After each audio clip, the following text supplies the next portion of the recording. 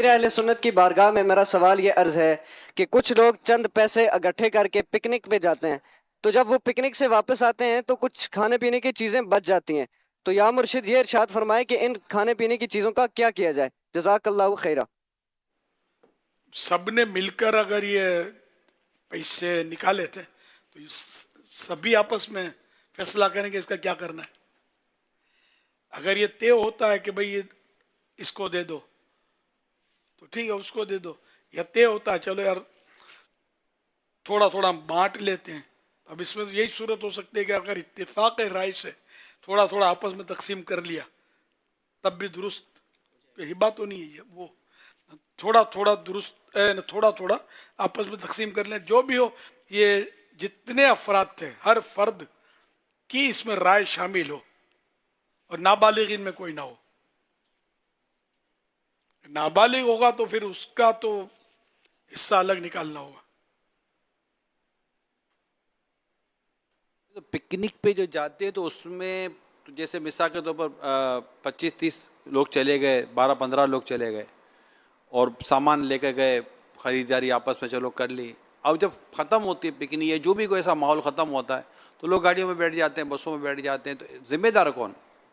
نہیں اٹھایا اس نے۔ اب کوئی اس کا ضروری تو نہیں ہے کہ کوئی ایک ایسا لیڈر ہو یا کوئی ایسا ایک مانیٹر ہو یا کوئی ایسا اس کا ذمہ دار نگران ہو کہ جو وہ کہ بھائی یہ سارا کام تمہارا، یہ رکھنا سنبھالنا، یہ سب تم امین ہے یا کیا۔ عموماً نارملی آپس میں جو دوست وغیرہ جو گھومنے پھرنے جاتے ہیں اور بھلے آپس میں چیزیں لے لیتے ہیں اور پھر آپس میں پیسے کلیکشن کر لیتے ہیں، لیکن اس کا بھی ذمہ دار کون؟ اتنا سمجھدار ہوتے تو پکنک کے بدلے قافلے میں سفر کرتے جی ہیں، تو اس میں ایک باقاعدہ قافلے کا امیر بھی ہوتا ہے، امیر قافلہ، اور یہ ساری ترکیبیں شریعت کے مطابق جو بھی اصول ہیں، تو یہ تو پکنک والوں کو تو کچھ پتہ تو نہیں ہوتا، یہ تو کسی نے ان کو بھی کسی نے ہو سکتا ہے پوچھا ہو یا کبھی یہ جانے کا ان کو اتفاق ہوا اور وہاں یہ درپیش ہوا ہوگا معاملہ، تو انہوں نے یہ سوچ کر، تو ورنہ یہ پکنک کا ماحول تو اور عام دوستوں کا تو ساتھ میں گانے باجے خدا جانے کیا کیا ہوتا ہوگا، پکنک کا ماحول تو صحیح ہوتا ہو اس کا چانس کم ہے کہ شریعت کے مطابق ہو، نمازوں کی بھی پابندیاں ہوں، اس میں سب مکس ہی ہوتا ہوگا معاملہ۔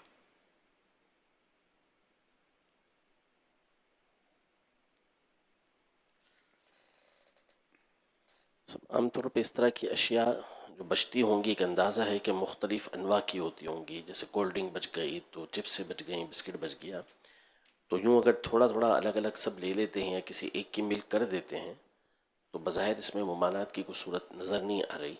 جیسے امیر سنت نے فرمایا نا مفتی صاحب کہ ان میں اب کون ایسا کہ ایک تو ایک ہمارا ایک اپنا نظام ہوتا ہے برائے خدا میں سفر کا، تو اس میں چلو ایک پورا بنتا ہے، لیکن پکنک تو ایک پکنک ہوتی ہے، کالج کے یونیورسٹیز کے یا اس طرح کے فیملی ممبرز جا رہے ہوتے ہیں، کوئی بسکٹ کے ڈبے بھی لے گئے، جوس کے ڈبے لے گئے، جو ایک چپس تو سارا لے جاتے ہیں، بسکٹ سارے، اب وہ سارا کھایا پیا، کچھ رہ گیا، کچھ ضائع ہو گیا، کیمپنگ ہو گئی اور واپس آ گئے اور کوئی جو چیز رہنی تھی وہ رہ گئی، کون اٹھائے، کون ذمہ دار؟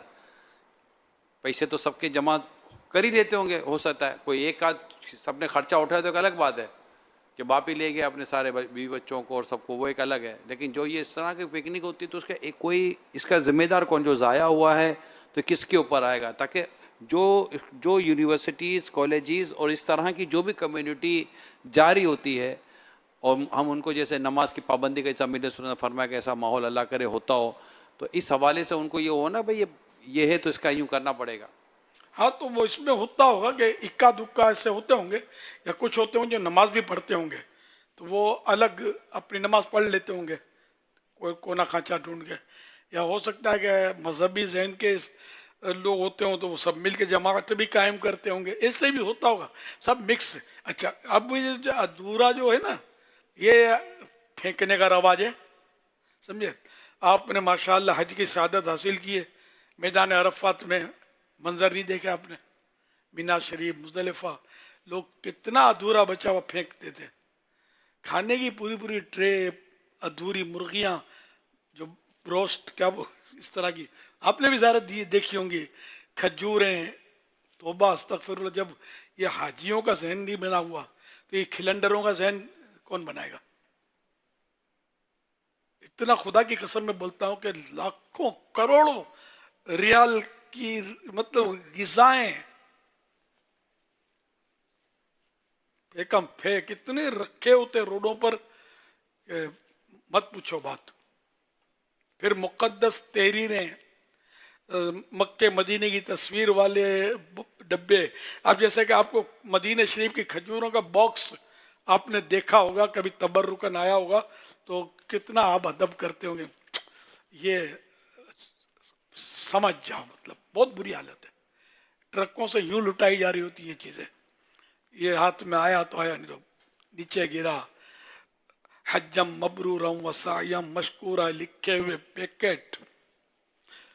توبہ استغفر اللہ. مطلب آدمی پاگل ہو جائے. جس کا ادب کا ذہن ہو نا اس کو مزہ نہ آئے. یہ کیا ہو رہا ہے؟ جہاں کا ذرہ ذرہ ادب کا متقاضی ہے، تقاضا کرتا ہے کہ اس کا ادب ہو رہا ہے. یقیناً یہی ہے کہ ادب ہو، لیکن اب دنیا بھر سے حاجی آتے ہیں. ادب کا ماحول بہت کم رہ گیا. علم نہیں ہے، علم نہیں ہے، ماحول نہیں ہے. دنیا بھر میں بس عجیب افراتفری کا عالم ہے. اس لیے خواری بھی تو مقدر بن گئی. ہمارا خواری بھی تو سوار ہے نا. ہم پر تو غیر راج کر رہے ہیں نا. ہمارا اپنا کیا ہے؟ کچھ بھی نہیں ہے.